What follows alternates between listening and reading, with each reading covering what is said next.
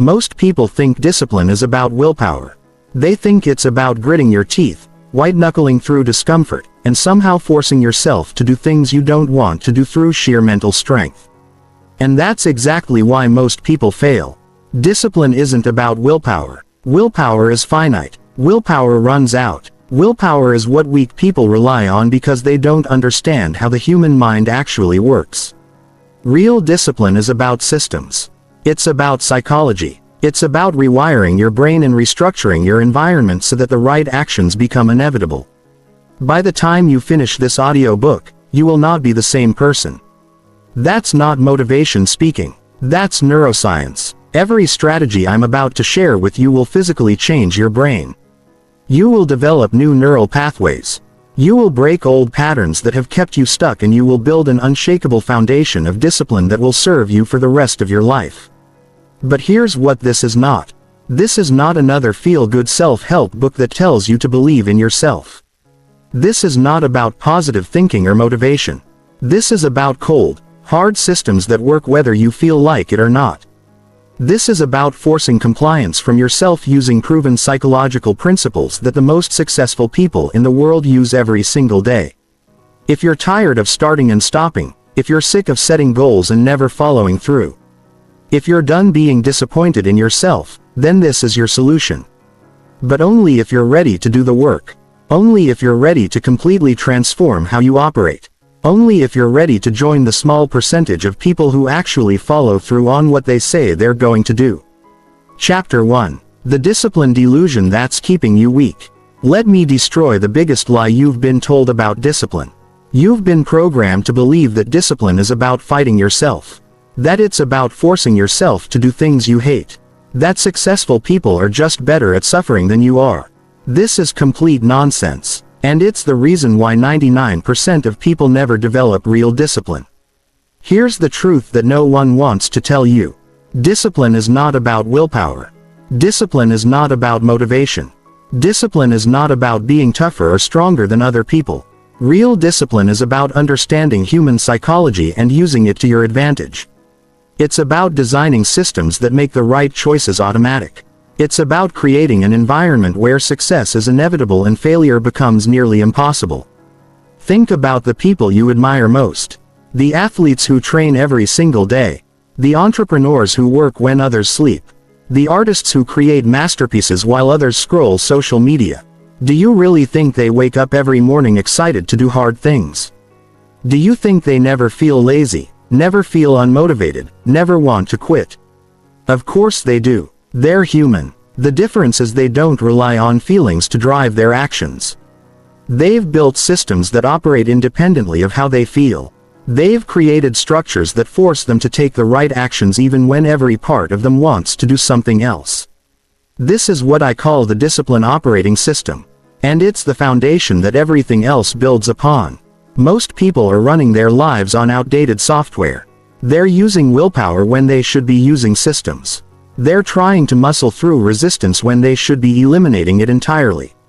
The first step to real discipline is understanding that you don't need to become a different person. You don't need to develop superhuman willpower. You don't need to love doing hard things. You just need to understand how your brain works and design your life accordingly. Your brain has two primary modes of operation. There's the prefrontal cortex, which handles conscious decision-making, planning, and impulse control. This is your logical brain. It's smart, but it's also limited. It gets tired. It gets overwhelmed. It can only handle so many decisions before it starts to break down. Then there's your basal ganglia, which handles automatic behaviors and habits. This is your subconscious brain. It's incredibly powerful, but it's not smart. It simply executes whatever patterns you've programmed into it, good or bad. Most people try to run everything through their prefrontal cortex. They rely on conscious decision-making for every action. Should I work out today? Should I eat this? Should I check my phone? Should I do this task or that task?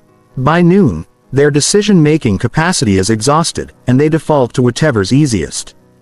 Disciplined people do the opposite. They use their prefrontal cortex to design systems, then let their basal ganglia execute those systems automatically.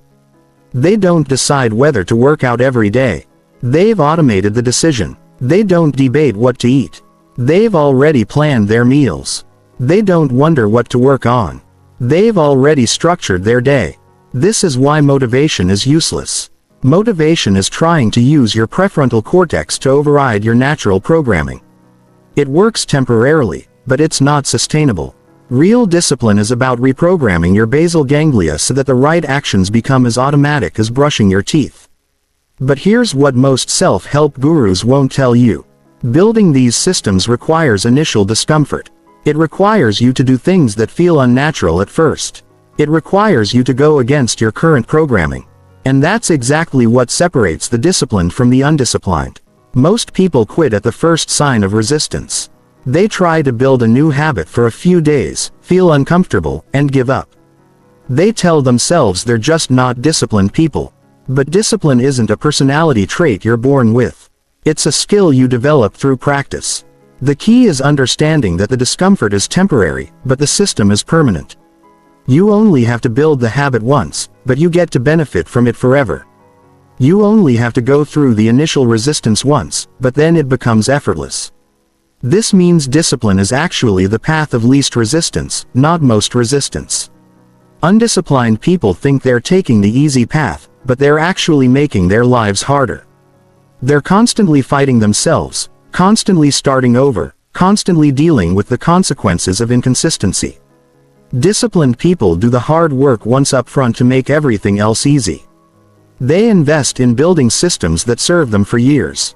They endure short-term discomfort to create long-term ease. So, stop thinking about discipline as a battle against yourself. Start thinking about it as an investment in yourself. Stop relying on willpower and start building systems. Stop trying to change your personality and start changing your environment. The moment you make this shift, everything becomes possible. Chapter 2: The Neuroscience of Forcing Change. Your brain is not designed for discipline. It's designed for survival. And in the modern world, those survival instincts are working against you. Understanding this is crucial because you can't fix a problem you don't understand. And you can't build discipline if you're fighting against your own biology. Let me explain what's happening in your brain when you try to be disciplined. Your limbic system, the emotional center of your brain, is constantly scanning for threats and rewards. It wants immediate gratification and safety. It wants you to avoid discomfort and seek pleasure. This system is fast, powerful, and operates below conscious awareness. Your prefrontal cortex, the rational part of your brain, can override these impulses, but only temporarily and at great cost. Every time you resist an impulse, every time you choose the hard path over the easy path, you're depleting what researchers call cognitive resources. This is why willpower feels exhausting. You're literally fighting a war in your head. But here's the breakthrough that changes everything. You can reprogram your LYIC system. You can train your brain to crave the things that are good for you and avoid the things that are bad for you. You can make discipline feel natural instead of forced. This is called neuroplasticity, and it's the secret weapon of every highly disciplined person. Neuroplasticity means your brain is constantly changing based on your behavior. Every time you repeat an action, you strengthen the neural pathways associated with that action.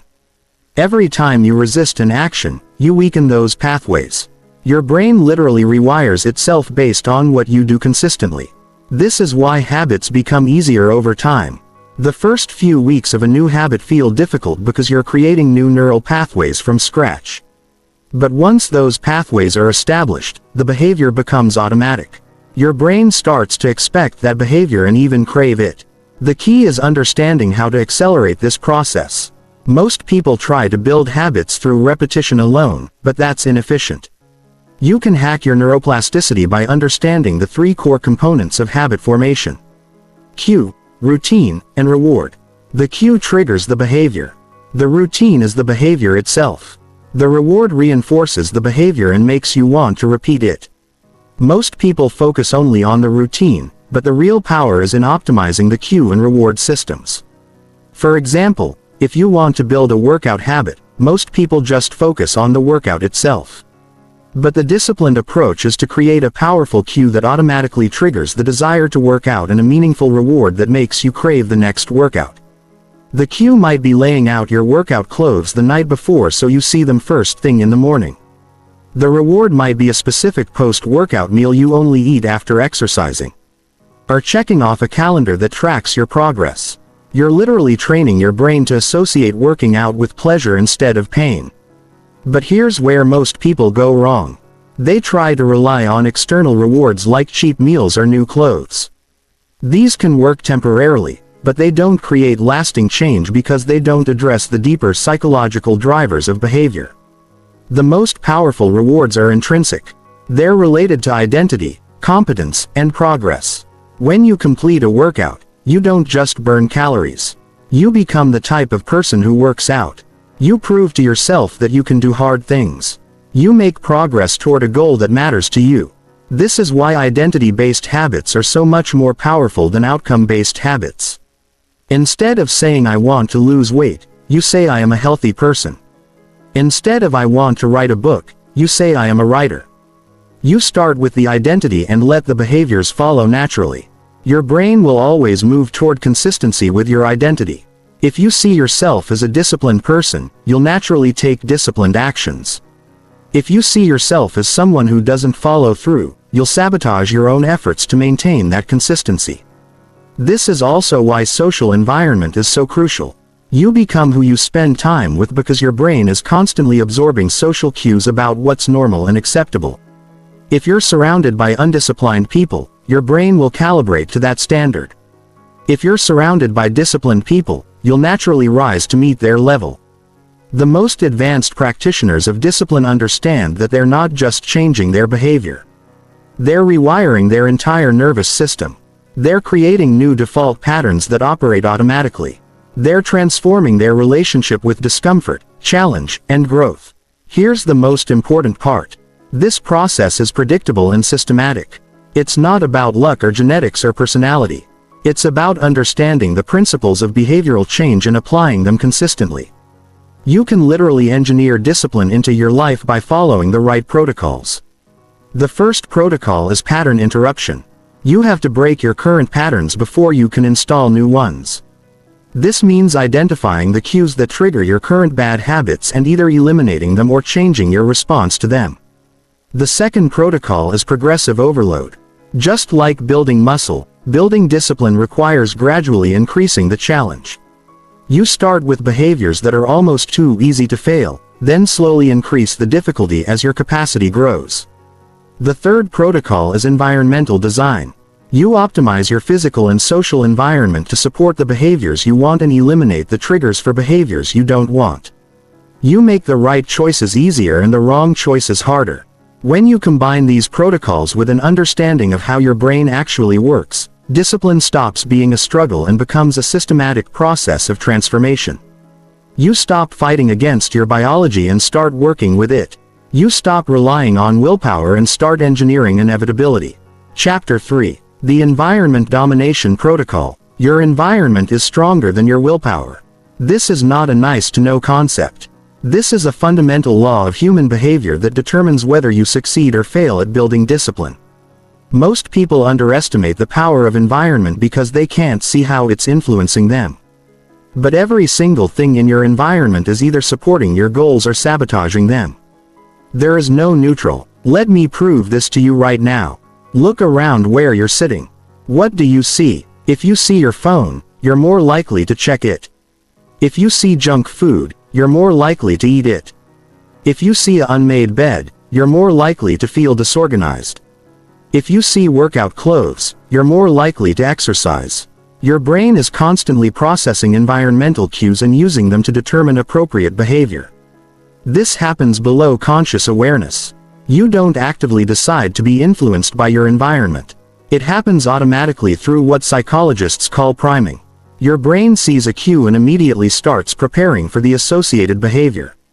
See a gym. Think about fitness. See a bookshelf. Think about reading. See a messy desk. Feel scattered and unfocused. The most disciplined people in the world understand this principle and use it ruthlessly.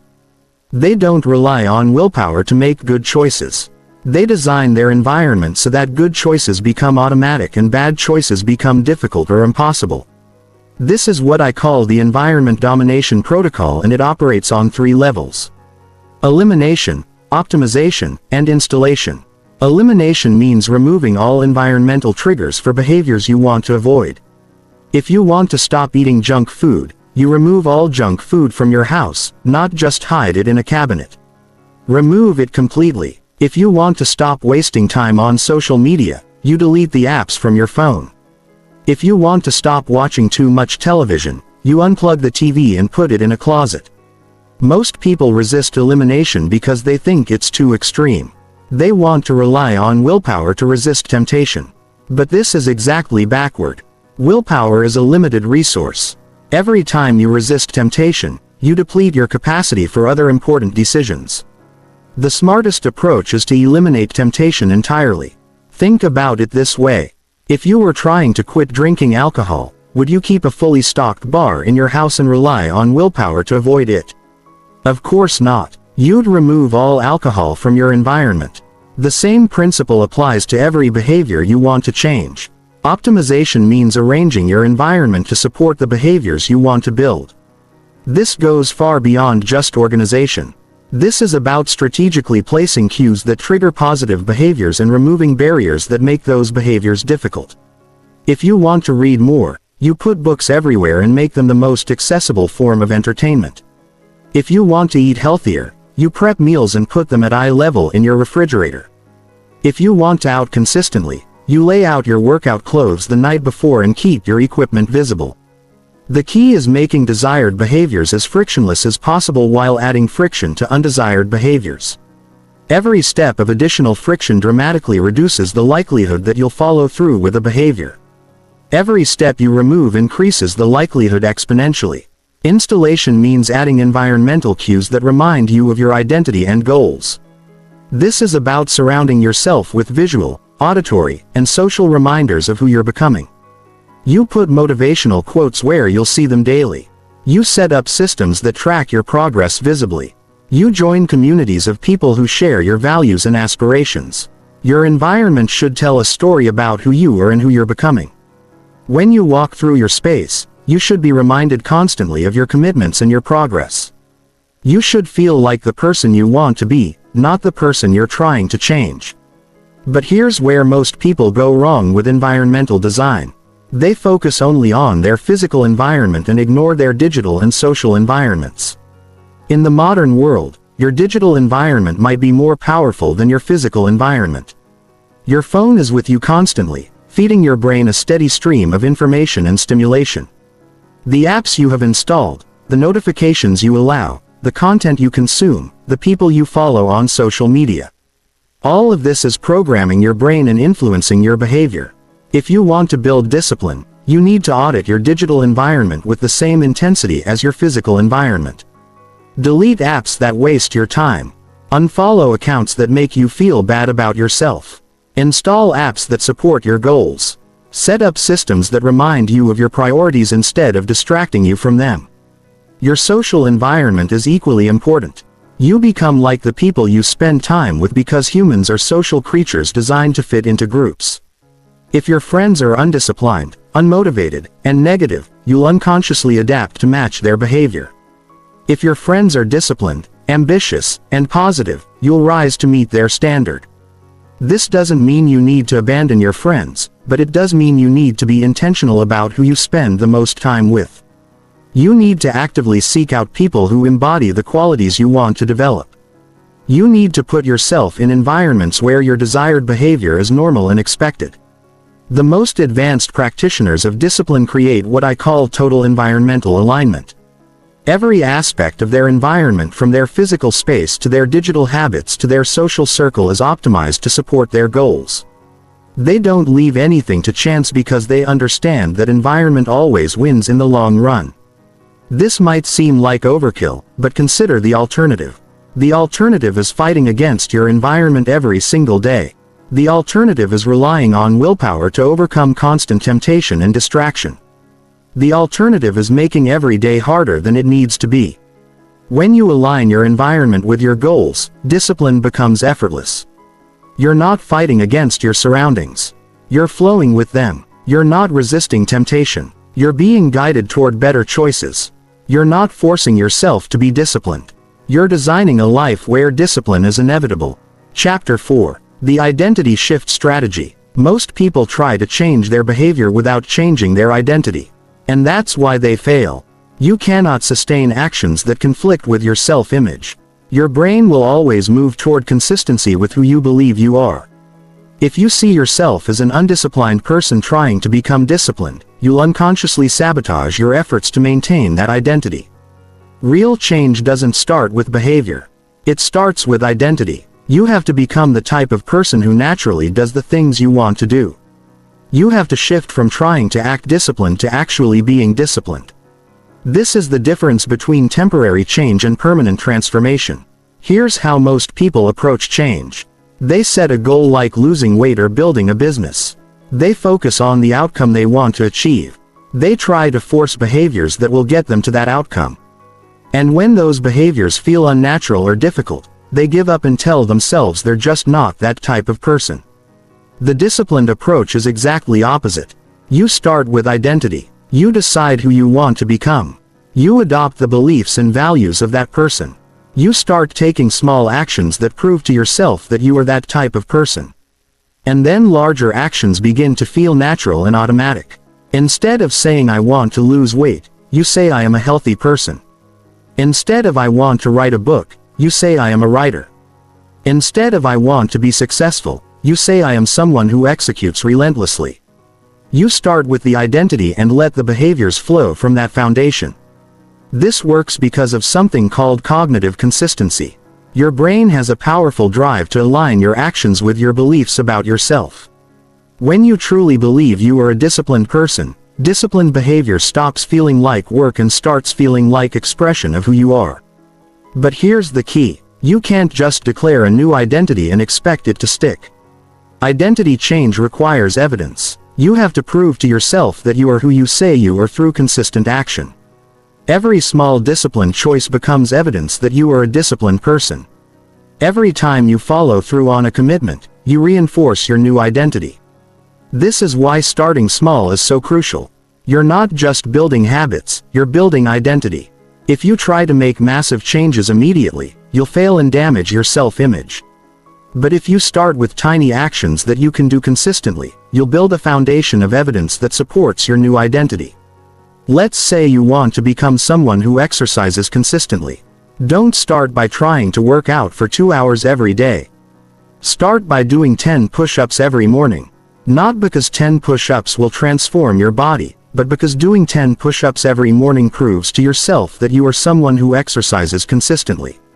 Each time you do those push-ups, you're casting a vote for your new identity. You're telling yourself, I am the type of person who exercises no matter what. After a few weeks, this identity starts to feel real. And once it feels real, more challenging exercise starts to feel natural because it's consistent with who you are. The same principle applies to any change you want to make. Want to be a reader? Read 1 page every day. Want to be a writer? Write 1 sentence every day. Want to be organized? Make your bed every morning. These tiny actions seem insignificant, but they're actually the most powerful tool for identity transformation. But identity shift isn't just about proving things to yourself.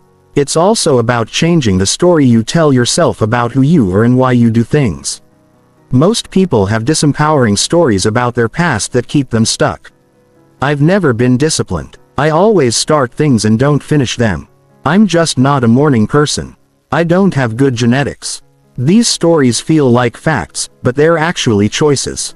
You can choose to tell a different story about yourself, and that new story will create new possibilities. The most powerful identity shift happens when you stop identifying with your past failures and start identifying with your future potential. Instead of I'm someone who struggles with discipline, you say I'm someone who is developing incredible discipline. Instead of I always quit, you say I'm learning to follow through no matter what. This subtle shift in language creates a completely different relationship with failure and setbacks. When you identify with your past, every failure confirms that you're not capable of change. When you identify with your growth, every failure becomes data that helps you improve. But here's what most people miss about identity work. Your identity isn't just what you think about yourself. It's also what you think about the world and how it works.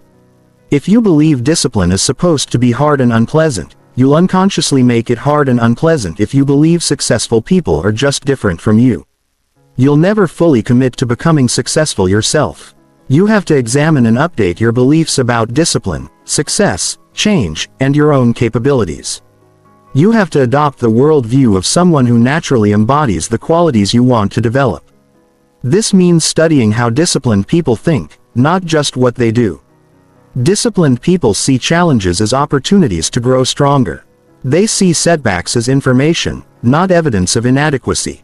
They see discipline as freedom, not restriction. They see hard work as privilege, not burden. They see consistency as compound interest, not daily effort. When you adopt these beliefs, discipline stops feeling like punishment and starts feeling like investment. You stop seeing yourself as someone who has to force discipline and start seeing yourself as someone who chooses discipline because you understand its value.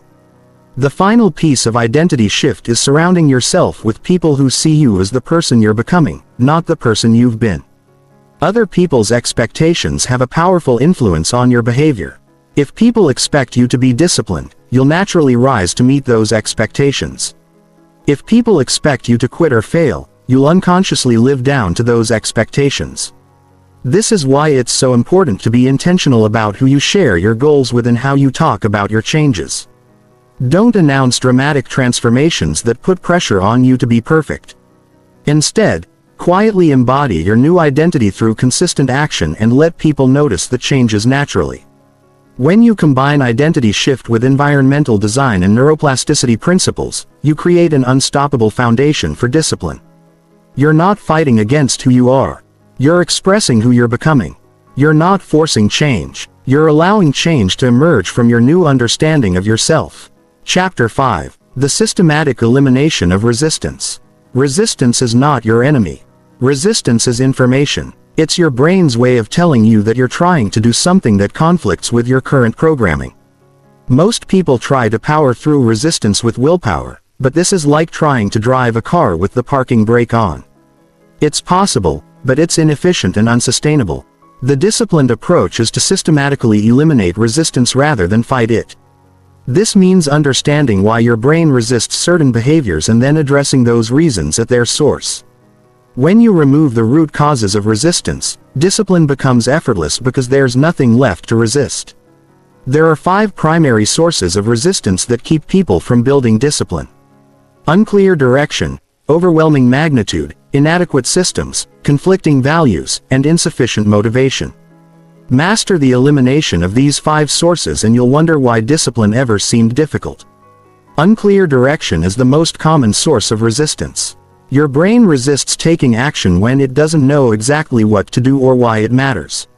Vague goals create vague results because they don't provide clear guidance for behavior. Get in shape doesn't tell your brain what to do.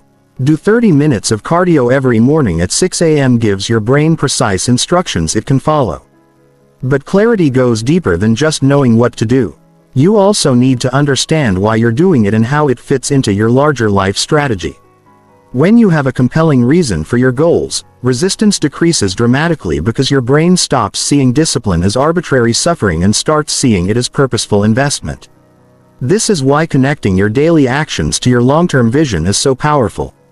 Every workout becomes a step toward the person you want to become. Every hour of focused work becomes progress toward the life you want to build.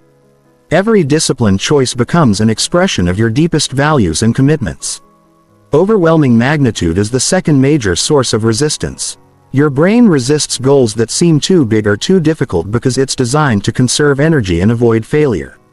When you try to make massive changes immediately, you trigger your brain's threat detection system and create internal resistance. The solution is to make your goals so small that they feel almost ridiculous not to do them.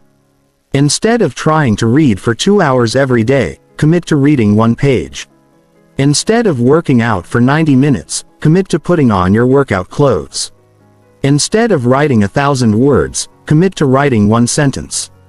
This isn't about setting low standards. This is about understanding how behavior change actually works. Small actions build momentum, confidence, and neural pathways. Once you establish consistency with small actions, you can gradually increase the challenge without triggering resistance. The key is making your minimum viable action so small that you can do it even on your worst days. On good days, you'll naturally do more because you're already in motion. On bad days, you'll still maintain consistency and preserve your momentum. This approach eliminates the all-or-nothing thinking that destroys most people's discipline. Inadequate systems is the third source of resistance. Your brain resists behaviors that require constant decision and problem solving.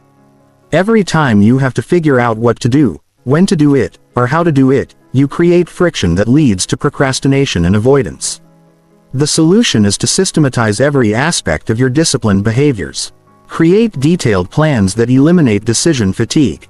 Prepare everything in advance so execution becomes automatic. Build routines that chain productive behaviors together so one action naturally leads to the next.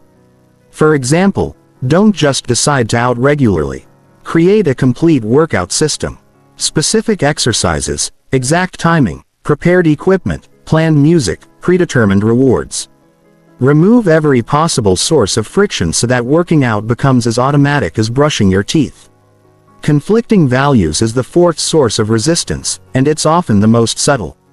Your brain resists behaviors that conflict with your deeper beliefs about yourself, others, or how the world works. If you secretly believe that successful people are selfish or that discipline requires giving up fun, you'll unconsciously sabotage your efforts to preserve your identity and values. This is why examining your underlying beliefs about discipline is so crucial. You might discover that you associate discipline with rigidity, deprivation, or judgment of others. You might believe that spontaneous people are more creative or that structured people are boring.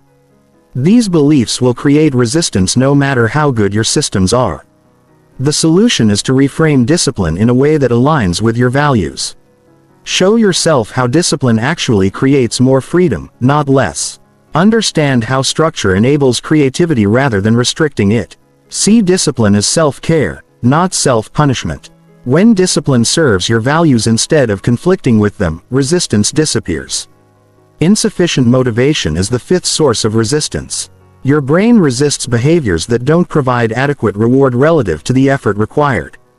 If the benefits of discipline feel abstract or distant while the costs feel immediate and concrete, you'll struggle with consistency no matter how good your intentions are. The solution is to engineer immediate rewards for disciplined behavior while making the costs of undisciplined behavior more visible and immediate. This might mean celebrating small wins, tracking progress visibly, or creating accountability systems that provide social feedback. But the most powerful form of motivation is intrinsic. When you connect your disciplined behaviors to your sense of identity, competence, and autonomy, they become self-reinforcing. You don't do them for external rewards. You do them because they express who you are and help you grow into who you want to become. Advanced resistance elimination involves what I call the friction audit. You systematically examine every aspect of your desired behavior and identify potential sources of friction. Then you eliminate or minimize each source of friction until the behavior becomes as easy as possible. If you want to eat healthier, you audit everything from grocery shopping to meal planning to cooking to cleanup. You remove every possible barrier and create systems that make healthy eating the path of least resistance. You prep meals in advance, organize your kitchen efficiently, and eliminate junk food from your environment. If you want to write consistently, you audit your writing environment, your tools, your process, and your mental state. You eliminate distractions, optimize your workspace, develop templates and frameworks, and create rituals that put you in the right mindset immediately. The goal is to make disciplined behavior feel inevitable rather than effortful. When you systematically eliminate resistance, you don't have to rely on willpower because there's nothing left to resist. The right actions become the natural actions because you've removed all the barriers that were making them difficult. Remember, resistance is not a character flaw. It's a design problem. Instead of trying to overcome resistance through force, solve the problems that create resistance. Instead of fighting your brain, work with it. Instead of making discipline harder, make it easier.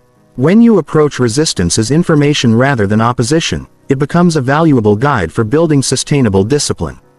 Chapter 6. The Momentum Manufacturing System. Momentum is the most powerful force in human behavior. Yet most people completely misunderstand how to create it. They think momentum comes from big wins or perfect days. But that's exactly backward. Real momentum comes from protecting and building on small consistencies, especially when you don't feel like it. Here's what most people do wrong. They start strong with massive effort, burn out within days or weeks, then quit completely. They go from zero to hero attempts that inevitably crash and burn. Then they tell themselves they lack discipline when really they just lack understanding of how momentum actually works. Momentum is not about intensity. Momentum is about frequency. It's not about doing something perfectly. It's about doing something consistently. A person who exercises for 10 minutes every single day for a year will be in better shape than someone who exercises intensely twice a week for 2 months then quits. This is because momentum operates on compound interest principles. Small actions performed consistently create exponential results over time. But the compound effect only works if you never break the chain. One missed day resets your psychological momentum. Even if it doesn't eliminate your physical progress, your brain tracks consistency patterns and uses them to predict future behavior. When you maintain consistency, your brain expects continuation and makes the behavior feel more natural. When you break consistency, your brain expects discontinuation and makes restart feel more difficult. This is why the most disciplined people are absolutely fanatical about maintaining streaks. They understand that a 300-day meditation streak has psychological power that goes far beyond the cumulative benefit of 300 individual meditation sessions. The streak itself becomes a source of identity and momentum. But here's the key insight that most people miss. You don't build momentum through big actions. You build it through minimum viable actions on difficult days. The day you don't feel like exercising but do 10 push-ups anyway is worth more for momentum than the day you feel great and work out for 2 hours. This is because momentum is built in the moments of resistance, not the moments of inspiration.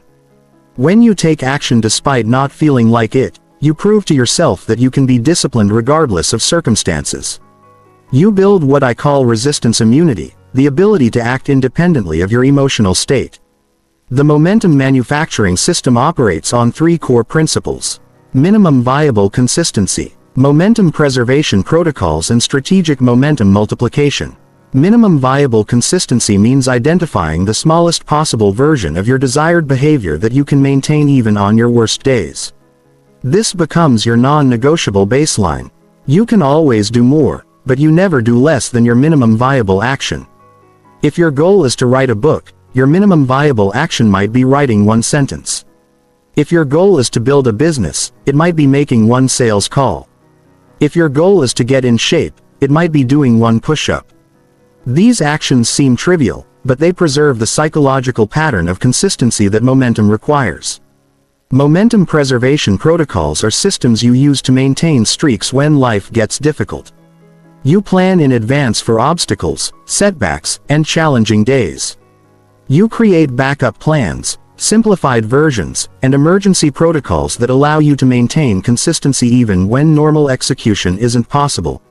For example, if you normally work out at the gym for an hour, your momentum preservation protocol might be doing body weight exercises at home if you can't get to the gym. If you normally write for 2 hours, your protocol might be writing for 10 minutes on your phone if you're traveling. The key is having predetermined responses to predictable obstacles. When you face resistance or unexpected challenges, you don't have to make decisions or rely on willpower. You simply execute your momentum preservation protocol and maintain your streak. Strategic momentum multiplication is about using existing momentum to build new habits and behaviors. Once you have solid momentum in one area, you can leverage that psychological confidence to tackle bigger challenges or additional habit areas. This works because momentum creates a positive identity feedback loop. When you see yourself as someone who follows through consistently in one area, you start to expect the same consistency from yourself in other areas. The discipline you build exercising transfers to discipline with nutrition, work, relationships, and personal development. But you have to be strategic about momentum multiplication. Most people get excited by early success and try to change everything at once. This dilutes their focus and breaks their momentum. The smart approach is to fully establish one habit before adding another, using the confidence from the first to fuel the second.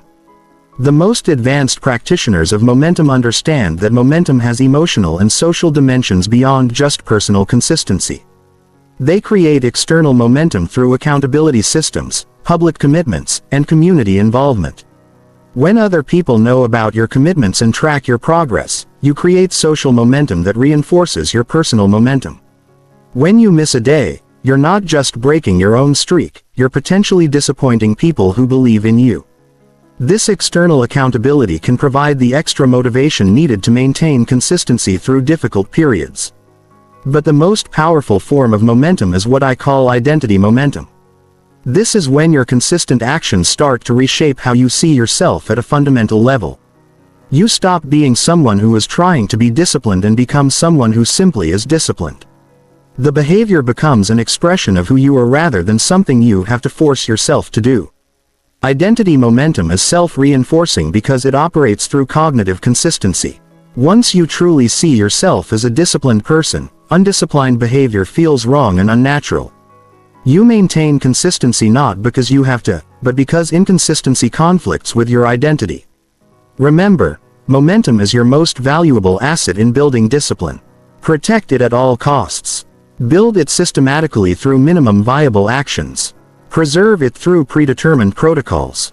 Multiply it strategically once it's established. And never underestimate the power of maintaining streaks, especially through resistance.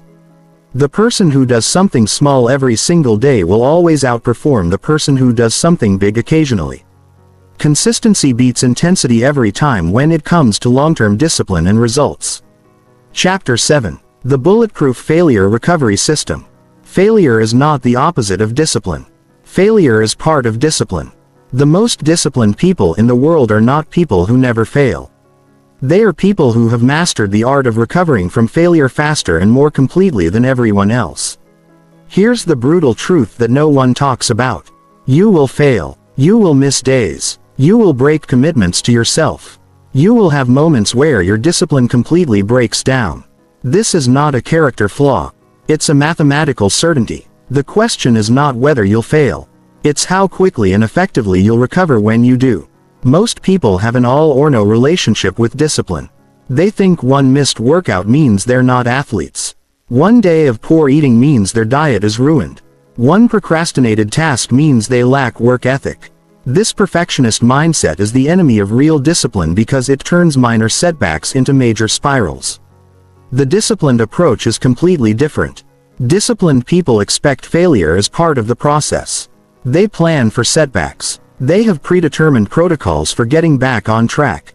They treat failure as data, not evidence of inadequacy. This mindset shift changes everything because it removes the shame and self-judgment that typically follow failure. When you expect occasional setbacks, you don't waste mental energy beating yourself up when they happen. You simply execute your recovery protocol and get back to work. The Bulletproof Failure Recovery System operates on 4 core principles: rapid recognition, immediate action, pattern analysis, and system improvement. Rapid recognition means developing the awareness to catch failures and setbacks as quickly as possible. The longer you stay in a failure state, the harder it becomes to recover. The key is creating triggers that alert you when you're starting to slip so you can intervene before a small problem becomes a big problem. This might mean daily check-ins with yourself about your commitments. It might mean tracking leading indicators that predict larger failures. It might mean having other people who can point out when you're getting off track. The goal is to compress the time between failure and awareness so you can respond immediately. Immediate action means having predetermined responses to different types of failures that you can execute without thinking. When you fail, your brain is often in a compromised state. You're dealing with disappointment, shame, or discouragement. This is not the time to figure out what to do next. This is the time to execute a plan you made when you were thinking clearly. Your immediate action protocol might be as simple as doing your minimum viable action within the next hour. If you missed your morning workout, you do 10 push-ups immediately. If you ate junk food, you drink a large glass of water and eat something healthy. If you wasted time on social media, you immediately switch to a productive task. The goal is not to undo the failure. It's to re-establish the pattern as quickly as possible. You're proving to yourself that one mistake doesn't define you and that you can get back on track immediately. This breaks the psychological spiral that turns minor setbacks into major disasters. Pattern analysis means examining your failures to understand their root causes and predictable triggers. Most people repeat the same failure patterns over and over because they treat each failure as an isolated incident instead of gathering intelligence about their weak points. Disciplined people maintain failure logs. They track what was happening when they failed. What time of day was it? What was their emotional state? What environmental factors were present? What decisions led up to the failure? This data reveals patterns that allow you to predict and prevent future failures. For example, you might discover that you always break your diet when you're stressed at work and don't have healthy food prepared, or that you always skip workouts when you go to bed too late the night before. Once you identify these patterns, you can create specific interventions that address the root causes. System improvement means using failure data to strengthen your discipline systems. Every failure reveals a weakness in your current approach that you can fix. Instead of seeing failure as evidence that you lack willpower, you see it as information about how to build better systems. Maybe you need better meal prep protocols to handle stressful days. Maybe you need an earlier bedtime routine to support morning workouts. Maybe you need better environmental design to reduce temptation. Each failure becomes an opportunity to evolve your systems and make future discipline easier. But here's the most important part of failure recovery. You have to separate your behavior from your identity. One day of poor choices does not make you an undisciplined person. A week of setbacks does not mean you're not capable of change. A month of struggle does not prove that discipline isn't for you. Your identity is based on your overall pattern, not your worst moments. A disciplined person is not someone who never fails. It's someone who fails and gets back up consistently. It's someone who maintains an overall upward trajectory despite temporary setbacks. This is why tracking your overall consistency percentage is so powerful. If you hit your discipline goals 80% of the time, you're extremely disciplined. If you maintain your habits 6 days out of 7 each week, you're in the top percentile of human performance. Don't let perfectionistic thinking blind you to your actual success rate. The most advanced failure recovery technique is what I call failure preemption. This is when you recognize the early warning signs of potential failure and take corrective action before you actually fail. You notice that you're starting to feel unmotivated, so you reduce your goals temporarily rather than miss days completely. You sense that stress is building, so you implement your stress management protocols before they undermine your discipline. Failure preemption requires deep self-awareness and honest self-assessment. You have to know your failure patterns well enough to see them coming. You have to be willing to adjust your approach based on changing circumstances rather than rigidly sticking to plans that aren't working. Remember, failure is not the enemy of discipline. It's the teacher. Every failure contains valuable information about how to improve your systems and strengthen your approach. The goal is not to avoid failure completely. It's to fail better, to fail less frequently, recover more quickly, and learn more effectively from each setback. The person who never fails is not the most disciplined person. The most disciplined person is the one who fails, learns, adjusts, and keeps going until they succeed. Master the art of failure recovery, and you'll never stay down for long.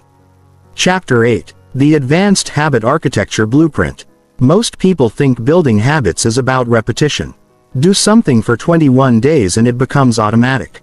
This is completely wrong, and it's why most people fail at habit formation.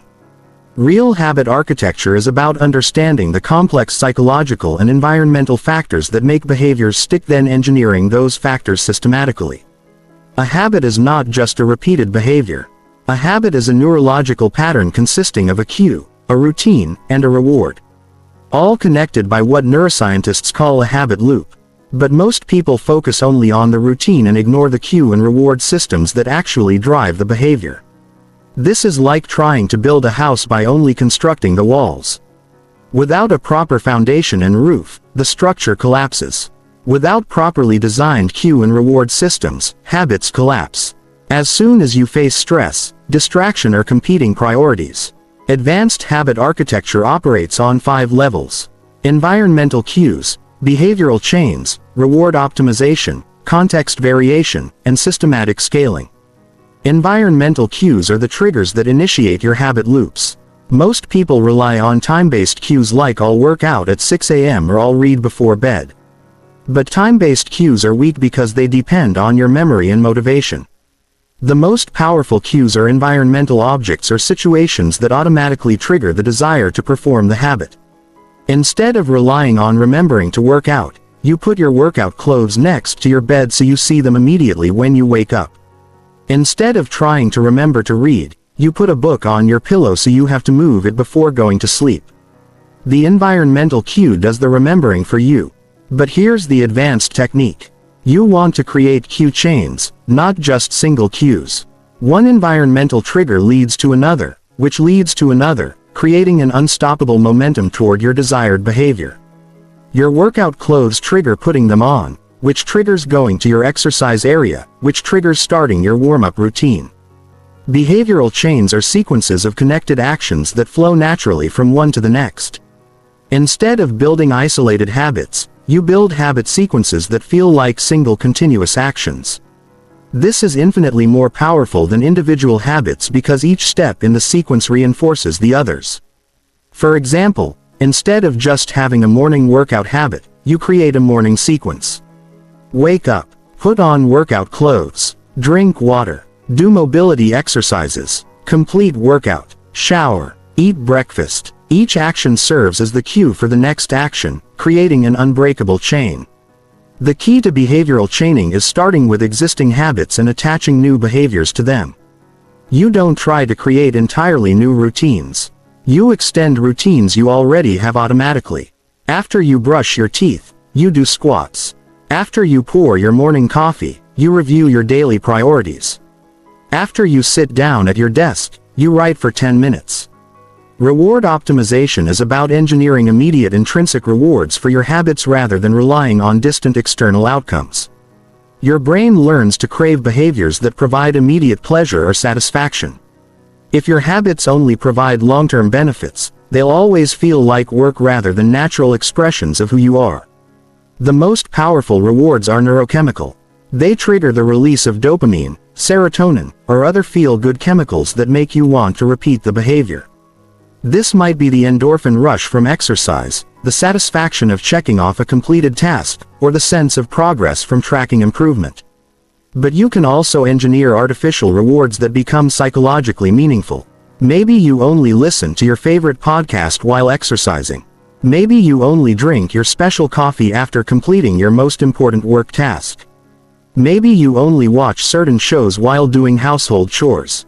The key is pairing activities you need to do with experiences you want to have. This creates positive associations that make discipline feel rewarding rather than punishing. You start looking forward to your habits instead of dreading them. Context variation is about building habits that are robust across different situations and environments. Most people build habits that only work under perfect conditions. When their routine gets disrupted, their habits collapse because they haven't trained for variability. Advanced habituers practice their habits in multiple contexts. They work out at home and at the gym. They meditate in their bedroom and during travel. They maintain their nutrition habits at restaurants and at family gatherings. This context variation makes habits antifragile. They actually get stronger when exposed to stress and change. This doesn't mean making habits more complicated. It means having simplified versions that work in any situation. Your full workout routine might require a gym, but your travel version only needs body weight exercises. Your regular reading habit might require quiet space, but your mobile version works with audiobooks during commutes. Systematic scaling is about gradually increasing the challenge and complexity of your habits as your capacity grows. Most people either start too small and never progress or start too big and burn out immediately. The disciplined approach is progressive overload, constantly pushing just beyond your current comfort zone. This means regularly auditing your habits and asking, is this still challenging me? Am I still growing from this behavior? Can I handle a slightly more demanding version? You might start with 10 minutes of daily reading and gradually increase to 30 minutes. You might begin with basic exercises and progress to more complex movement patterns. But scaling isn't just about increasing duration or intensity. It's also about adding sophistication to your habit systems. You start with basic tracking and evolve to detailed analytics. You begin with simple routines and develop complex behavioral chains. You move from external accountability to intrinsic motivation. The most advanced practitioners of habit architecture understand that habits are not destinations.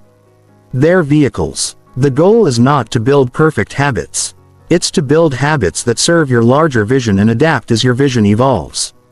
This means regularly evaluating whether your current habits are still aligned with your goals and identity.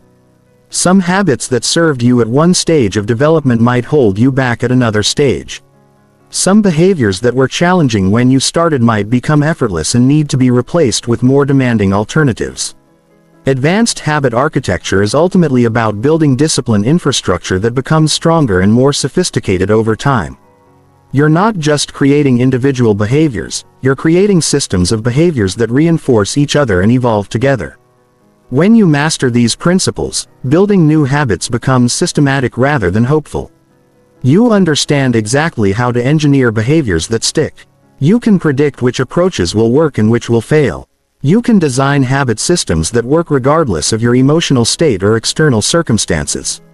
Remember, habits are the compound interest of self-improvement. Small behaviors performed consistently create exponential results over time, but only if they're properly architected to survive the inevitable challenges and changes that life presents. Chapter 9. The Energy Management Matrix. Discipline without energy management is like trying to drive a car without fuel.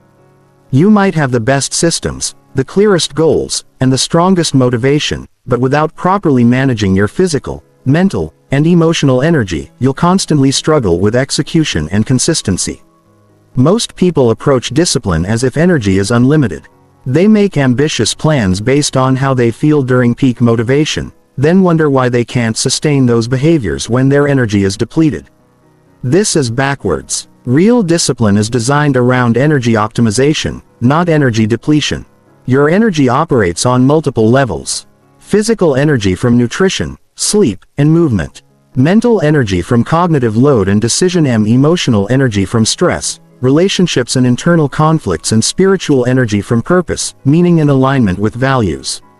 These energy systems are interconnected. When one system is depleted, it affects all the others. When you're physically exhausted, your mental focus suffers. When you're emotionally drained, your physical energy drops. When you lack purpose, everything feels more difficult than it should.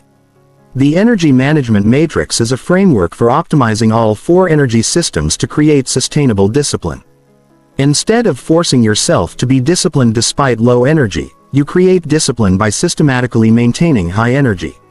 Physical energy optimization starts with sleep, which is the foundation of everything else. Most people treat sleep as optional or try to get by on minimum rest. This is like trying to perform surgery with dull instruments. Your cognitive function, emotional regulation, and physical performance all depend on adequate sleep recovery. The disciplined approach to sleep is treating it as seriously as any other important commitment. You have a consistent sleep schedule, an optimized sleep environment, and evening routines that prepare your body for quality rest. You prioritize sleep over entertainment, social activities, or additional work because you understand that sacrificing sleep makes everything else less effective. But sleep is just the foundation. You also need to optimize nutrition for sustained energy rather than quick fixes. This means eating for stable blood sugar, adequate protein, and consistent meal timing. You avoid energy crashes from processed foods, sugar spikes, and irregular eating patterns. Most people eat reactively based on convenience, cravings, or social situations. Disciplined people eat strategically based on energy requirements, performance goals, and long-term health. They plan their nutrition around their discipline demands, not around their immediate preferences. Movement and exercise create energy rather than depleting it, but only when done appropriately. The right type and amount of physical activity enhances your capacity for mental focus and emotional resilience.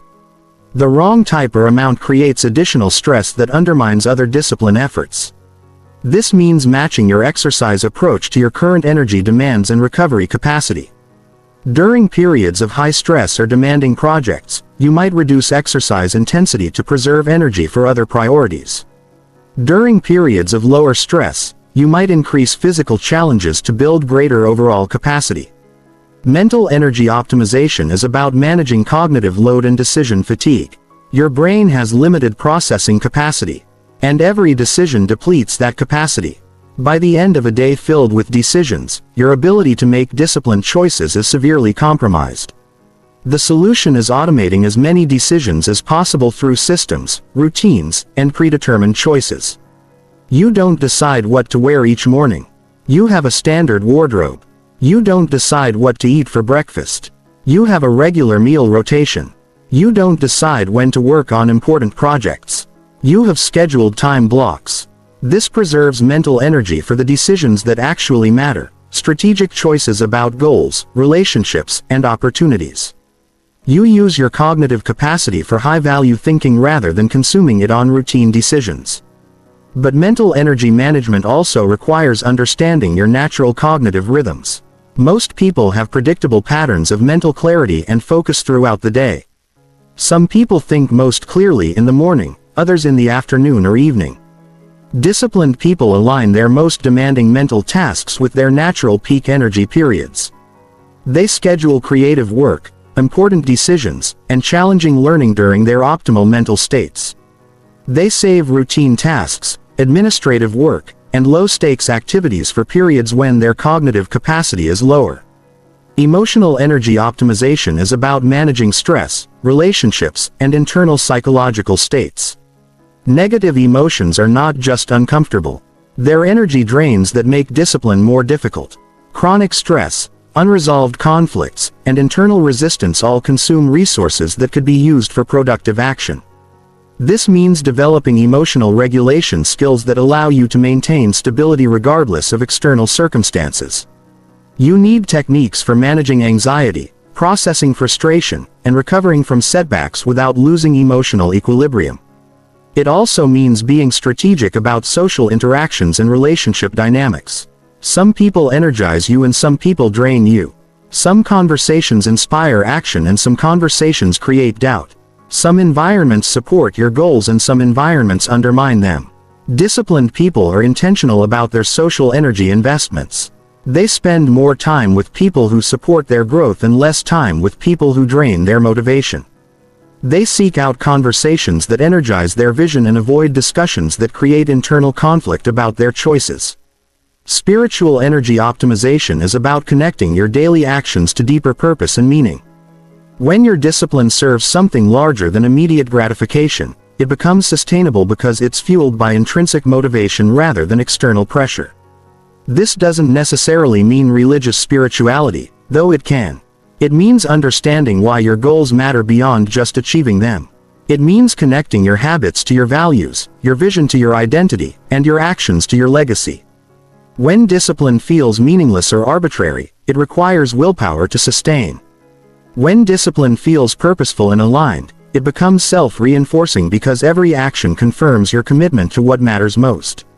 The most advanced practitioners of energy management understand that optimization is not about maximizing output. It's about creating sustainable systems that can operate consistently over long periods. They would rather maintain 70% effort for years than give 100% effort for weeks. This requires honest assessment of your current energy capacity and building disciplined systems that work within those constraints as your capacity grows through proper energy management. Your disciplined systems can become more demanding, but the foundation must always be sustainable energy rather than unsustainable force. Remember, energy is not unlimited, but it is renewable. The goal is not to exhaust yourself in pursuit of discipline.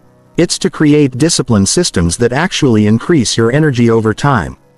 When discipline enhances your energy rather than depleting it, consistency becomes effortless and growth becomes inevitable. Chapter 10. The Social Force Multiplication System. You are the average of the 5 people you spend the most time with. This is not just a nice quote. It's a fundamental principle of human psychology that determines whether your discipline succeeds or fails. Your social environment shapes your beliefs, behaviors, and standards more powerfully than your individual willpower ever could. Most people underestimate the impact of social influence because it operates subtly and gradually. You don't consciously decide to adopt other people's habits and attitudes. It happens automatically through what psychologists call social proof and conformity pressure. Your brain is constantly calibrating what's normal and acceptable based on the people around you. If you're surrounded by people who make excuses, you'll unconsciously start making excuses. If you're surrounded by people who complain about challenges, you'll find yourself complaining more. If you're surrounded by people who give up easily, giving up will start to feel normal and justified. But the opposite is equally true. If you're surrounded by people who execute consistently, execution becomes your standard. If you're surrounded by people who embrace challenges, challenges become opportunities. If you're surrounded by people who never give up, quitting becomes unthinkable. This is why changing your social environment is one of the most powerful discipline interventions you can make. You don't have to rely on your individual strength when your entire social system supports your goals. You don't have to fight against negative influences when everyone around you reinforces positive behaviors. The social force multiplication system operates on 4 levels: social auditing, strategic association, accountability, architecture, and influence expansion.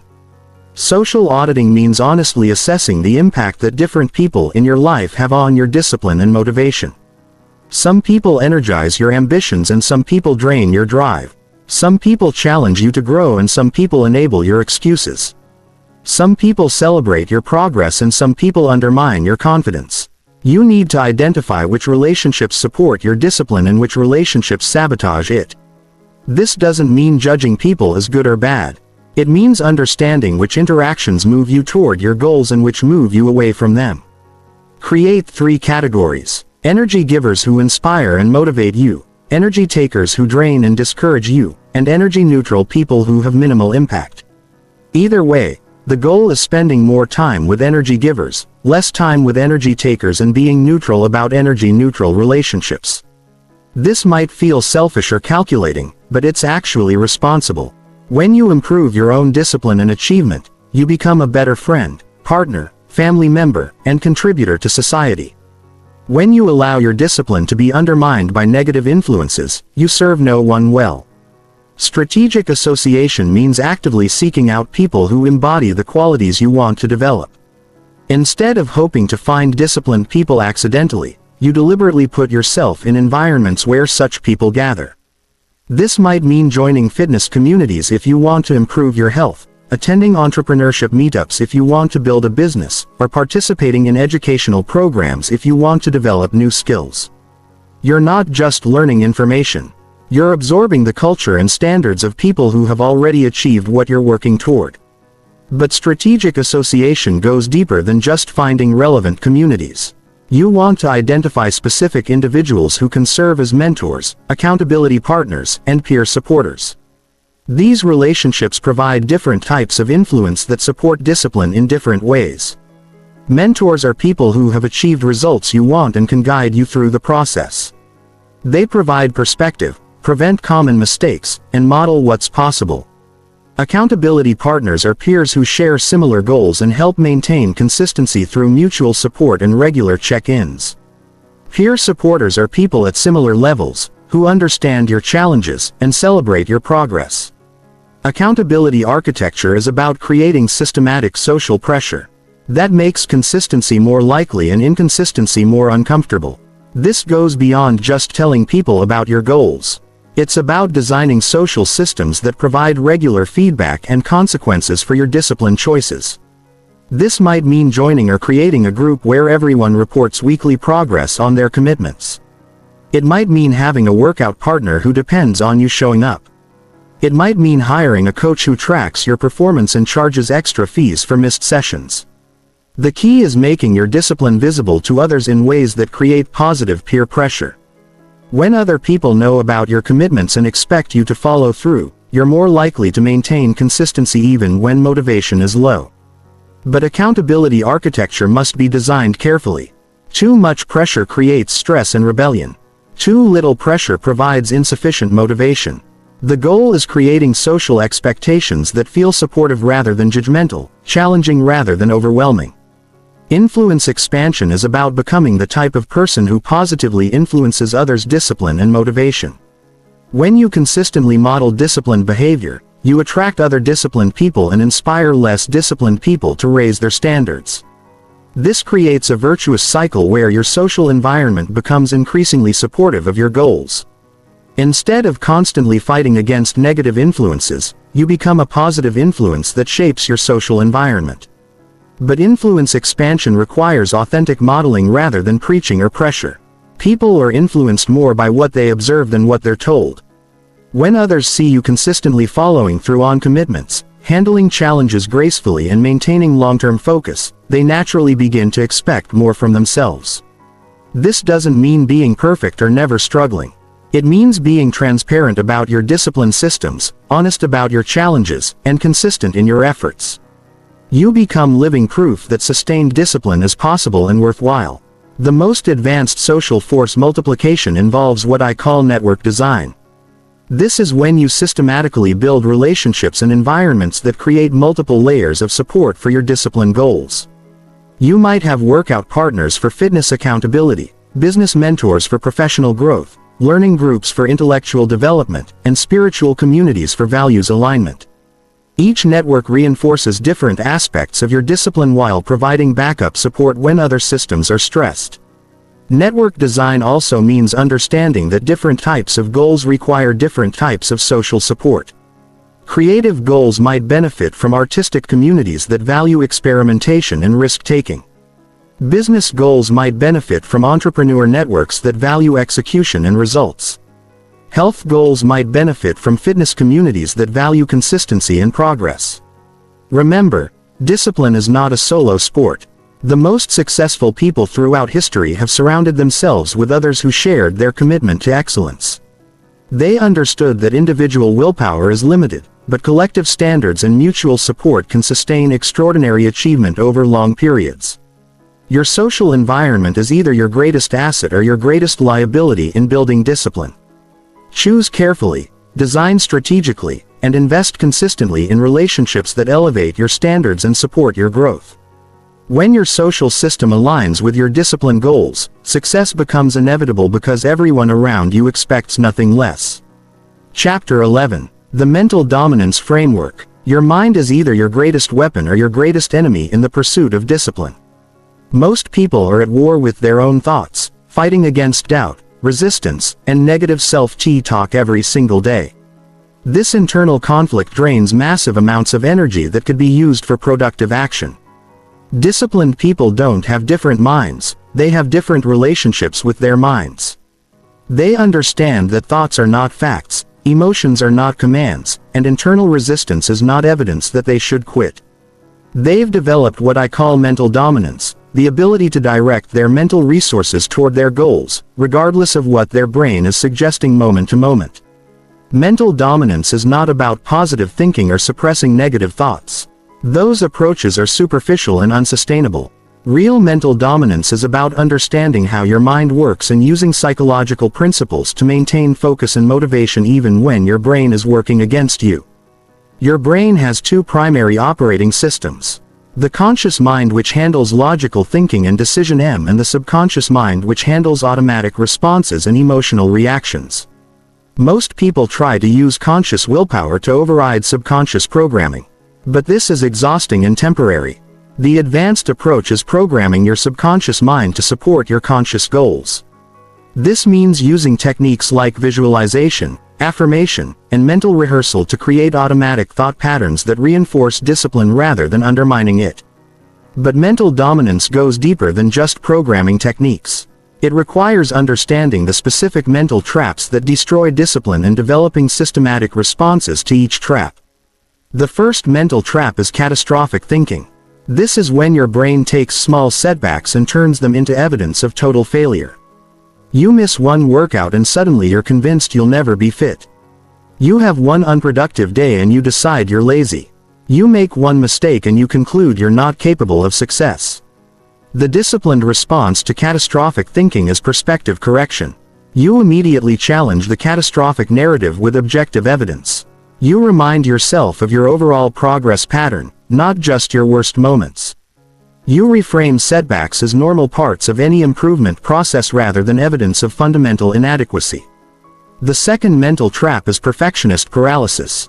This is when your brain convinces you that if you can't do something perfectly, you shouldn't do it at all. You don't start the project because you don't have enough time to finish it completely. You don't exercise because you can't do your full routine. You don't eat healthy because you can't follow a perfect diet. The disciplined response is embracing good enough. You understand that imperfect action beats perfect inaction every time. You do what you can with the time and resources you have rather than waiting for ideal conditions that may never come. You measure progress, not perfection. The third mental trap is comparison poisoning. This is when your brain focuses on other people's highlight reels and uses them to diminish your own progress. You see someone else's success and immediately feel inadequate about your own journey. You compare your behind-the-scenes struggles with other people's polished presentations. The disciplined response is radical self-focus. You understand that other people's success has nothing to do with your potential. You measure yourself against your previous self, not against anyone else. You use other people's achievements as inspiration for what's possible, not as evidence of your inadequacy. The fourth mental trap is instant gratification obsession. This is when your brain constantly seeks immediate rewards and becomes frustrated with the delayed gratification that discipline requires. You want to see results immediately and lose motivation when progress feels slow. The disciplined response is process obsession. You fall in love with the daily actions rather than fixating on distant outcomes. You find satisfaction in consistency itself rather than waiting for external validation. You understand that the compound effect requires patience and that early progress is often invisible.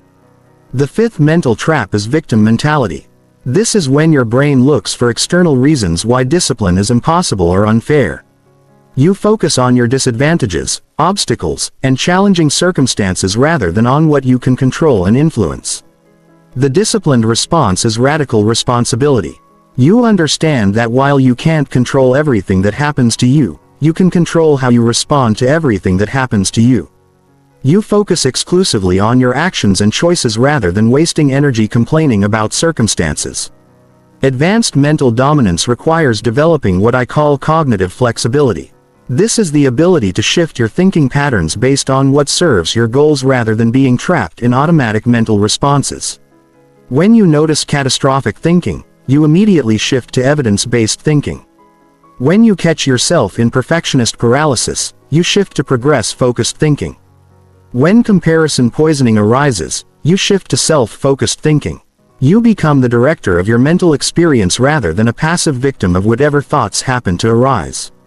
This requires constant mental monitoring and intervention. You develop awareness of your thought patterns and the ability to catch destructive thinking before it undermines your discipline. You create mental triggers that automatically redirect your focus when you notice unhelpful thinking. But the most powerful aspect of mental dominance is what I call identity-based thinking. This is when you train your mind to think like the person you're becoming rather than the person you've been. Instead of asking, "What would someone like me do?" you ask, "What would the most disciplined version of myself do?" This subtle shift changes everything because it connects your thinking to your aspirational identity rather than your historical identity. You stop being limited by past patterns and start being guided by future potential. Identity-based thinking also means adopting the mental models and frameworks that highly disciplined people use. You start thinking in terms of systems rather than goals, process rather than outcomes, progress rather than perfection, and growth rather than fixed ability. The most advanced practitioners of mental dominance understand that the goal is not to eliminate all negative thoughts or challenging emotions. The goal is to maintain productive action regardless of what your mind is doing. You develop what I call mental independence. The ability to act according to your commitments even when your thoughts and feelings are suggesting different actions. This means you can feel unmotivated and still take disciplined action. You can have doubts about your goals and still move toward them consistently. You can experience setbacks and still maintain confidence in your long-term trajectory. Your actions become independent of your mental state. Mental independence is the ultimate expression of discipline because it means you're no longer held hostage by the natural fluctuations of human psychology. You understand that motivation comes and goes, confidence rises and falls, and enthusiasm waxes and wanes. But disciplined action can remain constant through all these changes. Remember, your mind is a tool, not your master. You don't have to believe every thought you think or obey every emotion you feel. You can observe your mental activity with curiosity rather than being controlled by it. You can direct your mental resources toward what matters most rather than being distracted by whatever feels most urgent. When you develop true mental dominance, discipline stops being about fighting yourself and becomes about directing yourself. You stop being at war with your mind and start using your mind as the powerful tool it was designed to be. Chapter 12. The Priority Domination Protocol. Time management is a myth. You cannot manage time because time is fixed. Everyone gets exactly 24 hours every day, no matter how successful or disciplined they are. What separates disciplined people from undisciplined people is not how they manage time but how they prioritize activities within the time they have. This is why most productivity advice fails. It focuses on efficiency rather than effectiveness. It teaches you how to do things faster rather than how to identify which things actually matter. But doing the wrong things efficiently is still doing the wrong things. Disciplined people understand that success is not about doing more things. It's about doing the right things consistently. They don't try to be productive with everything. They try to be ruthlessly selective about what deserves their attention in the first place. The Priority Domination Protocol is a systematic approach to identifying your highest leverage activities and protecting them from the constant invasion of urgent but unimportant tasks. It operates on 3 levels: strategic clarity, tactical filtering, and protective systems. Strategic clarity means understanding the difference between goals and priorities. Goals are outcomes you want to achieve. Priorities are the small number of activities that will create the biggest impact toward those outcomes.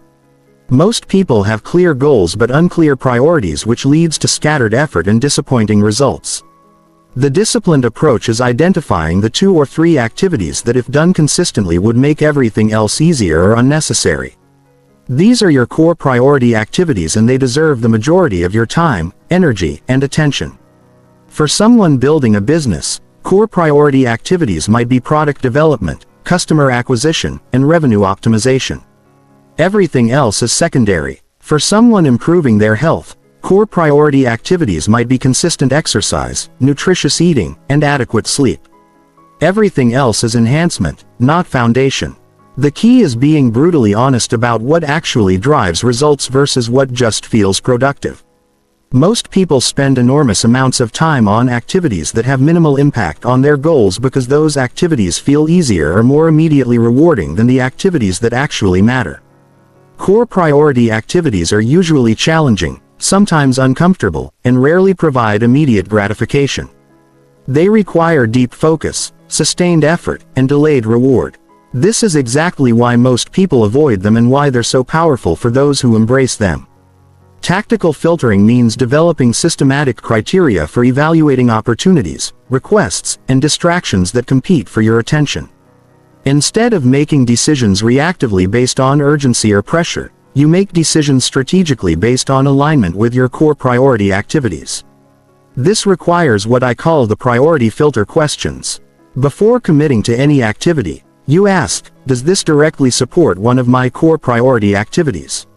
Will this create meaningful progress toward my most important goals? Is this the highest value use of my time right now? Can someone else do this as well as I can? If the answer to these questions is no, then the answer to the opportunity is no, regardless of how appealing it might seem in the moment. This is incredibly difficult because it requires saying no to good opportunities in order to say yes to great opportunities. But here's what most people don't understand about saying no. Every yes to something unimportant is a no to something important. Every minute spent on low priority activities is a minute not available for high priority activities. When you don't actively protect your priorities, everything else will consume them. The most disciplined people are not the busiest people. They're the most selective people. They appear to have more time not because they work faster, but because they work on fewer things. They create space for what matters by eliminating what doesn't. Protective systems are structures that automatically defend your core priority activities from invasion by urgent but unimportant tasks. These systems operate independently of your willpower or memory, creating barriers that prevent distraction and interruption. The first protective system is time blocking. You schedule specific blocks of time for your core priority activities and treat those blocks as sacred commitments. During priority blocks, you're unavailable for meetings, calls, emails, or any other activities. You protect these blocks with the same intensity you would protect a crucial appointment with your most important client. But time blocking only works if you also implement communication boundaries. You need systems that manage other people's expectations about your availability and response times. This might mean specific hours when you're reachable, predetermined response times for different types of requests, or automatic systems that filter and prioritize incoming communications. The second protective system is environmental design for focus. You create physical and digital environments that support deep work on your priorities while making distractions difficult or impossible. This might mean a dedicated workspace for important projects, applications that block distracting websites during priority hours, or physical arrangements that minimize interruptions. The third protective system is energy allocation.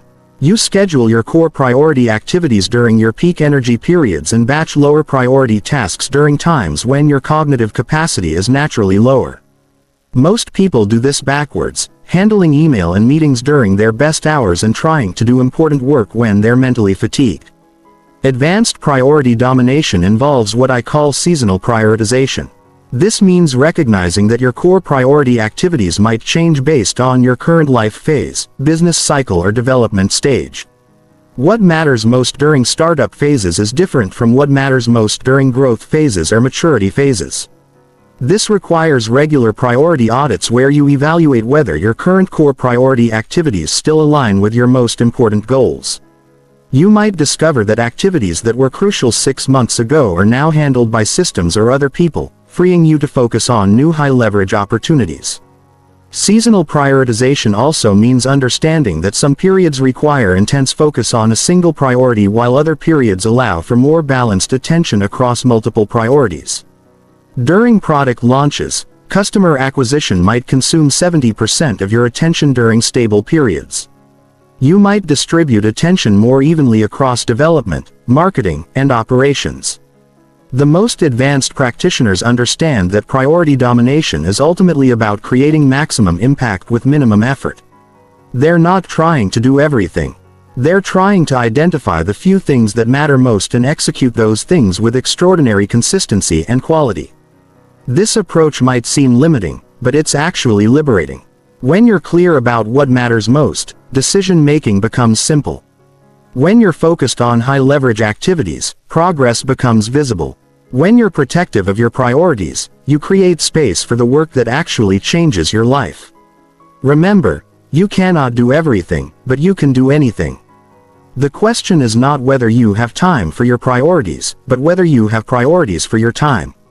When you dominate your priorities instead of letting them be dominated by everything else, you create the foundation for extraordinary achievement. Discipline without clear priorities is just busy work. But discipline applied to the right priorities is the fastest path to any goal you want to achieve. Chapter 13. The Stress Optimization Engine. Most people think stress is the enemy of discipline. They believe that pressure, challenges, and difficult circumstances make disciplined behavior impossible. This is completely backwards. Stress is not the enemy of discipline. It's the forge where real discipline is created. The difference between people who thrive under pressure and people who crumble is not the absence of stress, but their relationship with stress. Disciplined people don't avoid stress. They optimize it. They understand that the right amount of stress actually enhances performance while the wrong type or amount of stress destroys it. This is based on what psychologists call the Jukes-Dodson law, which shows that performance increases with stress up to an optimal point, then decreases as stress becomes overwhelming. The goal is not eliminating stress. It's finding and maintaining your optimal stress level for maximum performance. But most people operate at suboptimal stress levels. They're either understressed and therefore unmotivated and complacent, or they're overstressed and therefore anxious, scattered and reactive. They never find the sweet spot where stress becomes a performance enhancer rather than a performance destroyer. The stress optimization engine is a framework for calibrating your stress levels to maximize discipline and performance. It operates through stress awareness, stress modulation, and stress utilization. Stress awareness means understanding your personal stress signals and patterns. Most people don't recognize stress until it becomes overwhelming. But optimal stress management requires early detection and constant calibration. You need to identify your early warning signs of both understress and overstress. Understress might show up as boredom, procrastination, lack of urgency, or difficulty maintaining focus. Overstress might show up as anxiety, irritability, scattered thinking, or physical tension. You also need to understand your stress triggers and stress relievers. What situations, people or activities increase your stress? What situations, people or activities help you recover from stress? This knowledge allows you to engineer your stress levels rather than just reacting to whatever stress happens to occur. Advanced stress awareness involves tracking your stress levels and correlating them with your performance on disciplined behaviors. You might discover that you exercise most consistently when work pressure is moderate but not overwhelming, or that you eat healthiest when you have some structure but not too many competing demands. Stress modulation means actively adjusting your stress levels based on your performance requirements and current capacity. When you're understressed, you increase challenge and urgency. When you're overstressed, you implement recovery and support systems. To increase stress constructively, you can add deadlines, increase stakes, create accountability, or take on new challenges. The key is adding stress in areas that support your goals rather than stress that works against them. Competition stress can enhance performance, but relationship stress usually hinders it. To decrease stress constructively, you can improve systems, delegate responsibilities, eliminate non-essential activities, or implement stress management techniques. The goal is not eliminating all stress, but removing stress that doesn't serve your performance or growth. But here's the crucial insight. Stress modulation must be proactive rather than reactive. By the time you feel overwhelmed, you're already past optimal performance levels. You need to adjust stress levels based on leading indicators rather than waiting for stress symptoms to appear. This means planning stress cycles rather than just enduring whatever stress occurs. You might deliberately increase stress during focused work periods, then deliberately decrease stress during recovery periods. You create stress rhythms that optimize performance rather than random stress exposure that undermines it. Stress utilization means channeling stress energy toward your disciplined behaviors rather than allowing it to scatter your focus or undermine your consistency. Stress creates energy, and that energy can either fuel productive action or destructive behavior depending on how you direct it. When you feel stressed, instead of trying to eliminate the feeling, you immediately channel that energy toward your core priority activities. Anxiety about deadlines becomes fuel for focused work.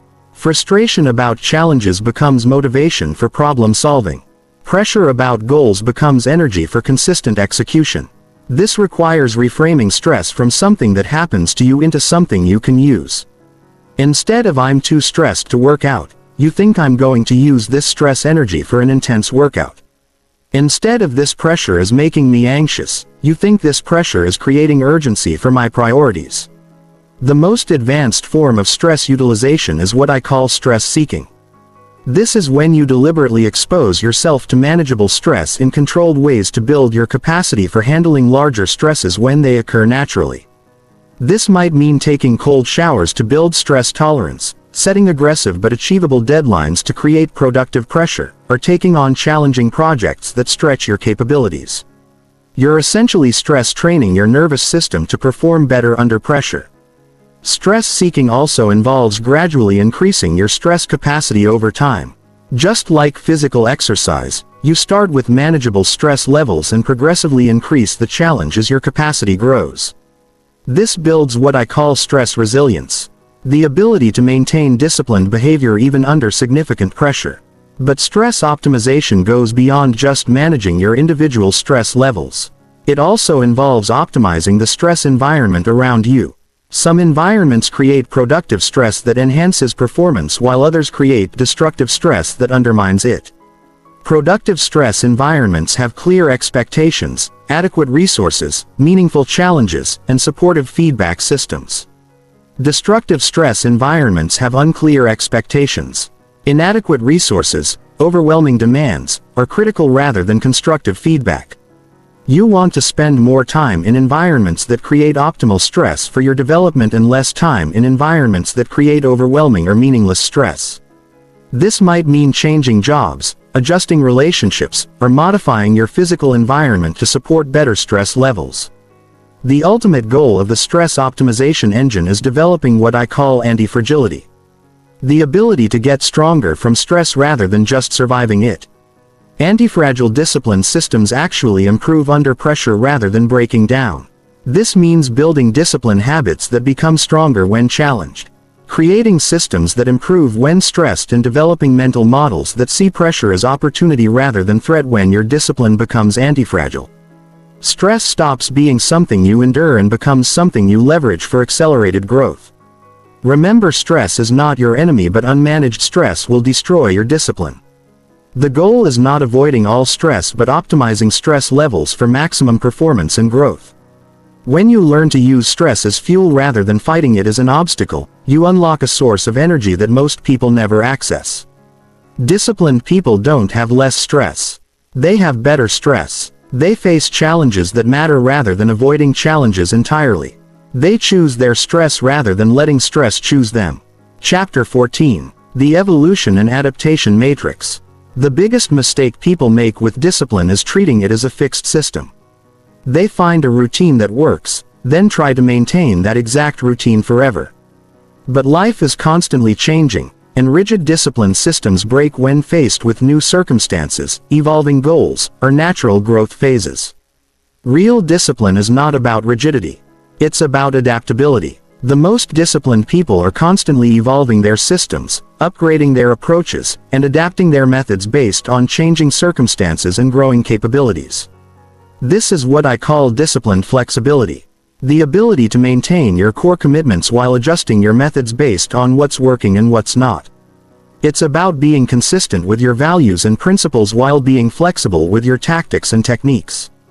The Evolution and Adaptation Matrix is a framework for systematically upgrading your discipline systems as you grow and as your environment changes. It operates through 4 processes: performance tracking, system auditing, strategic pivoting, and capacity expansion. Performance tracking means measuring not just whether you're following your discipline systems, but whether those systems are actually producing the results you want. Most people track compliance without tracking effectiveness. They know whether they did their habits but not whether those habits are creating meaningful progress. Effective performance tracking requires both leading indicators and lagging indicators. Leading indicators are the daily actions and behaviors that predict future results. Lagging indicators are the actual outcomes and results you achieve over time. For fitness goals, leading indicators might include workout consistency, nutrition compliance, and sleep quality. Lagging indicators might include strength improvements, body composition changes, and energy levels. You track both to understand whether your daily actions are translating into meaningful progress. But performance tracking goes deeper than just results. You also need to track the sustainability and satisfaction of your discipline systems. A system that produces results but makes you miserable is not truly successful because it won't be maintainable long term. This means tracking your energy levels, stress levels, enjoyment, and overall life satisfaction alongside your goal-specific metrics. The best discipline systems enhance your quality of life while moving you toward your goals. Rather than requiring you to sacrifice well-being for achievement, system auditing means regularly evaluating your discipline systems to identify what's working well, what's working poorly, and what's missing entirely. Most people never audit their systems because they assume that if something worked before, it will continue working forever. But your needs change as you develop. Systems that were perfect for beginners might hold you back at intermediate levels. Methods that worked during low-stress periods might fail during high-stress periods. Approaches that served you in one life phase might be inadequate for the next life phase. Effective system auditing involves asking key questions. Which of my discipline habits are still challenging me? Which behaviors have become so automatic that they no longer require conscious effort? Which systems are creating friction or resistance? Which areas of my life need more structure and which need more flexibility? You also need to audit your systems against your current goals and values. Sometimes your discipline systems are working perfectly, but your goals have evolved and your systems haven't caught up. You might have excellent systems for building muscle, but inadequate systems for building flexibility. You might have strong work discipline, but weak relationship discipline. Strategic pivoting means making deliberate changes to your discipline systems based on your performance data and system audit results. This is not about abandoning discipline when things get difficult. It's about upgrading your approach when better methods become available. Strategic pivoting might involve replacing ineffective habits with more powerful alternatives. Maybe daily meditation isn't working for you, but weekly meditation retreats are transformative. Maybe gym workouts feel like a burden, but outdoor activities energize you. It might involve adjusting the intensity or frequency of existing habits based on your current capacity and circumstances. During busy seasons, you might reduce workout duration but maintain consistency.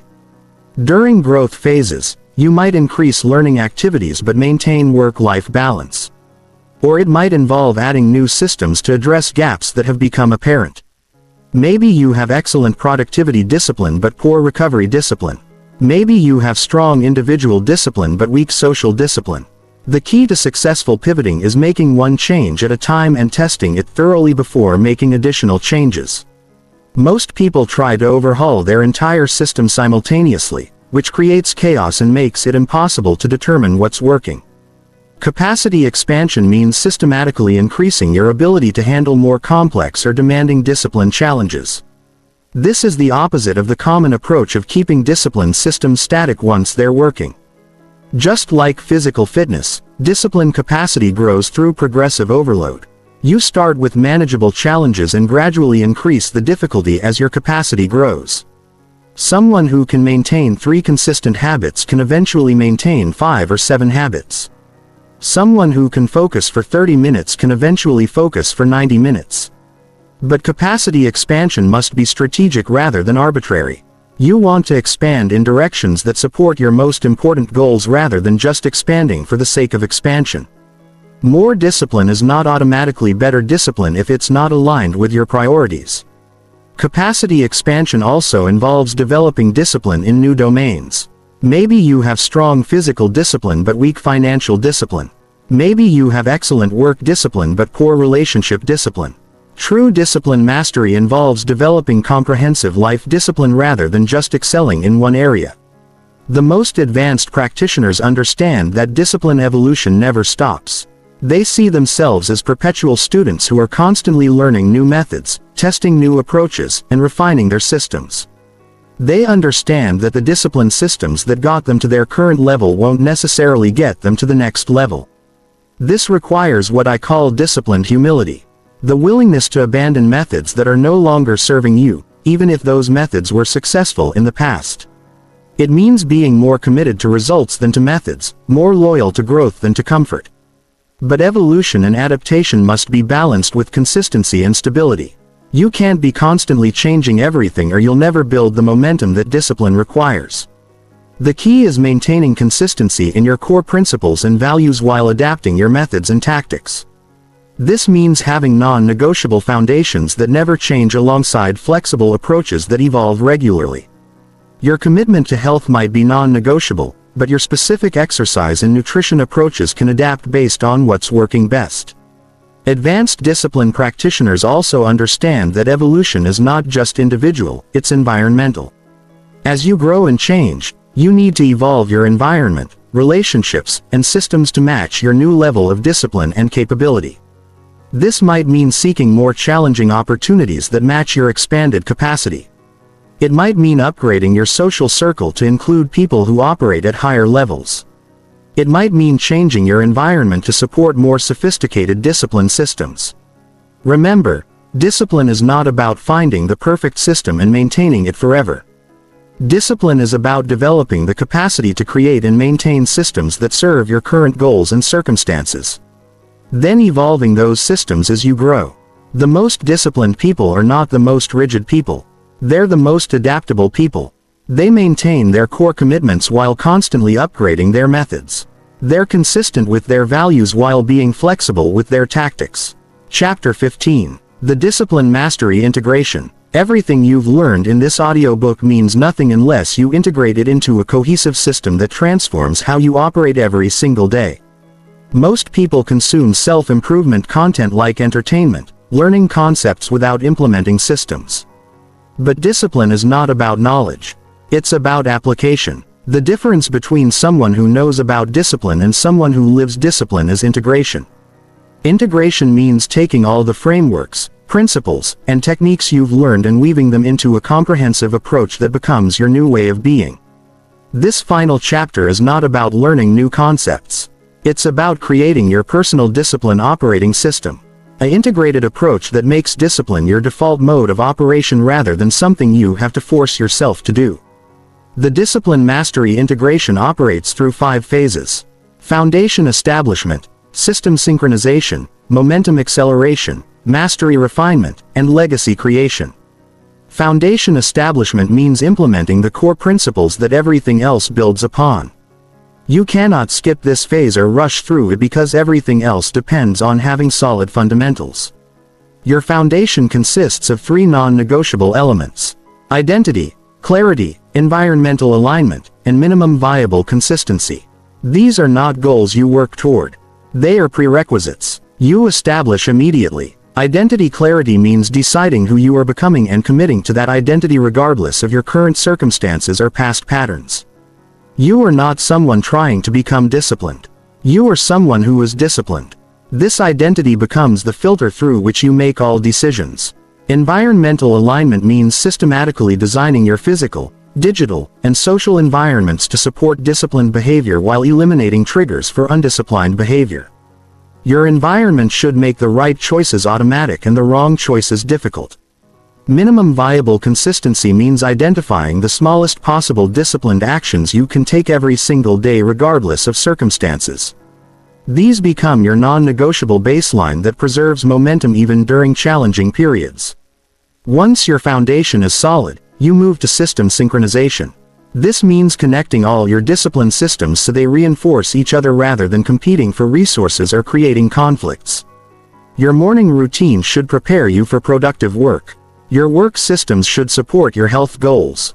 Your health habits should enhance your energy for personal development. Your personal development should improve your work performance. Everything connects and supports everything else. System synchronization also means timing your various discipline activities to optimize energy and minimize friction. You don't schedule demanding mental work during your natural energy crashes. You don't try to build multiple challenging habits during the same time periods. Instead, you create discipline rhythms that work with your natural patterns rather than against them. High energy periods are for your most important priorities. Medium energy periods are for routine maintenance activities. Low energy periods are for recovery and preparation. Momentum acceleration is about systematically increasing the challenge and complexity of your discipline systems as your capacity grows. This phase prevents stagnation and ensures continuous growth rather than just maintenance. You progressively add new challenges, increase existing standards and tackle more sophisticated goals. But this expansion is strategic rather than random. Each new challenge builds on previous successes and supports your overall vision. Momentum acceleration also involves leveraging compound effects across different areas of your life. Your physical discipline creates energy for mental discipline. Your mental discipline creates focus for relationship discipline. Your relationship discipline creates support for professional discipline. As these areas reinforce each other, your overall discipline capacity grows exponentially rather than linearly. Small improvements in each area create massive improvements in your total life experience. Mastery refinement is about developing discipline expertise that operates automatically and adapts dynamically to changing circumstances. At this phase, discipline becomes effortless because it's integrated into your identity and supported by sophisticated systems. You no longer need to think about whether to take disciplined actions. You simply take them because that's who you are. You no longer need external accountability because your internal standards are higher than any external expectations. Mastery refinement also means developing the ability to coach and mentor others in developing discipline. When you can teach something effectively, you truly understand it. Teaching discipline to others deepens your own understanding and commitment. But true mastery is not about perfection. It's about anti-fragility. Master-level discipline gets stronger under pressure rather than breaking down. It adapts to challenges rather than being derailed by them. It evolves with growth rather than becoming rigid with success. Legacy creation is the highest level of discipline mastery.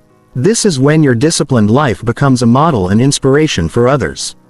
Your consistency creates permission for others to pursue their own excellence.